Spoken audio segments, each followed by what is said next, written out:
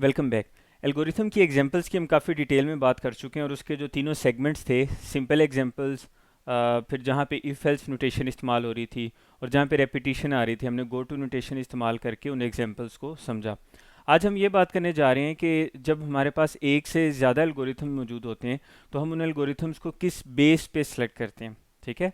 For example, एक problem आपके सामने आती है, उस प्रॉब्लम के अगेंस्ट आप एल्गोरिथम्स क्रिएट करते हैं। तो ये हो सकता है कि किसी एक प्रॉब्लम के अगेंस्ट आपने दो तीन मुख्तलिफ एल्गोरिथम्स बनाए हों, और वो जितने भी एल्गोरिथम्स आपने बनाए हैं, दो एल्गोरिथम्स हो सकते हैं, चार एल्गोरिथम्स हो सकते हैं, वो सारे के सारे एल्गोरिथम्स ठीक तरह से उस प्रॉब्लम को सॉल्व कर रहे होंगे। यानी यहाँ पे ये तो क्वेश्चन है ही नहीं कि वो एल्गोरिथम ठीक है या नहीं। एल्गोरिथम बिल्कुल ठीक होगा, लेकिन होगा ये कि एक प्रॉब्लम है, मल्टीपल एल्गोरिथम्स है। तो हमें कैसे पता चलेगा कि उन मल्टीपल एल्गोरिथम में से, जो कि एक ही प्रॉब्लम को सॉल्व करने हैं, हमने सारे एल्गोरिथम तो नहीं चाहिए, हमें तो सिर्फ एक एल्गोरिथम चाहिए। हम उनमें से कौन सा एल्गोरिथम सेलेक्ट करेंगे और किस बेस पे सिलेक्ट करेंगे, और उनमें से कौन सा एल्गोरिथम ज़्यादा बेहतर है, ये डिसीजन हमने लेना होता है।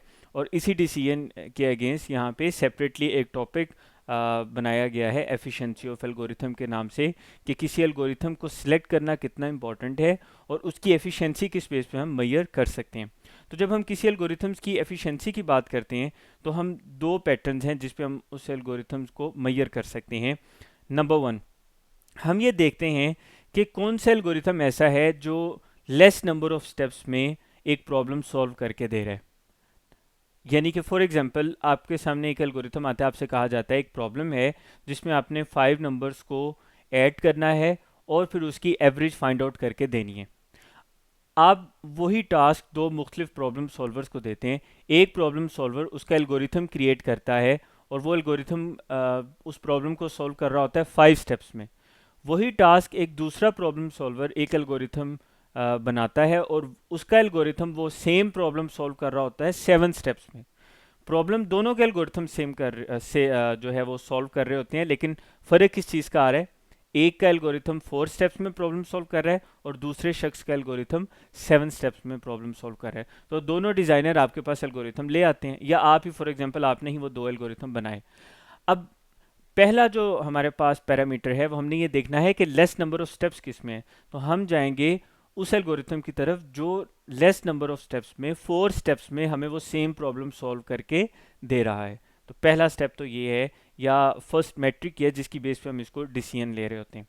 नंबर टू, किसी एल्गोरिथम की एफिशिएंसी मेजर करने का जो दूसरा पैरामीटर है हमारे पास, वो ये है कि वो एल्गोरिथम लेस स्पेस एक्वायर कर रहा हो कंप्यूटर मेमोरी में। अब ये चीज़ हमें कैसे पता चलेगी।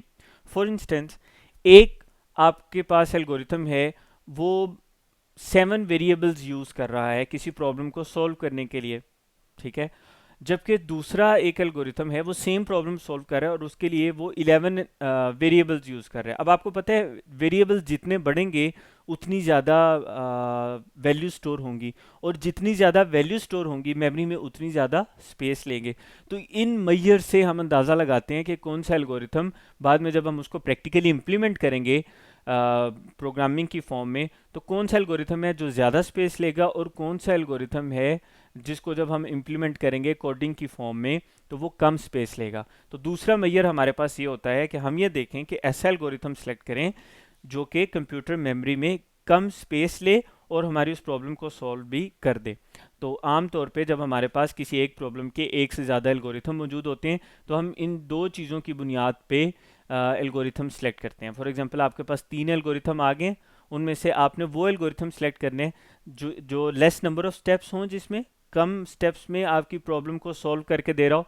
नंबर टू, कंप्यूटर मेमोरी में जगह भी कम ले रहा हो। तो ये दो बुनियादी चीज़ें हैं, बेसिक एलिमेंट्स हैं, जिसकी बेस पे हम ये कह सकते हैं कि इन तीन में से ये जो एल्गोरिथम है ये एफिशिएंट है। तो ये एफिशिएंसी के हमारे पास मुख्तलिफ मेजर्स हैं जिसकी बेस पे हम सेलेक्ट कर सकते हैं किसी भी एल्गोरिथम को।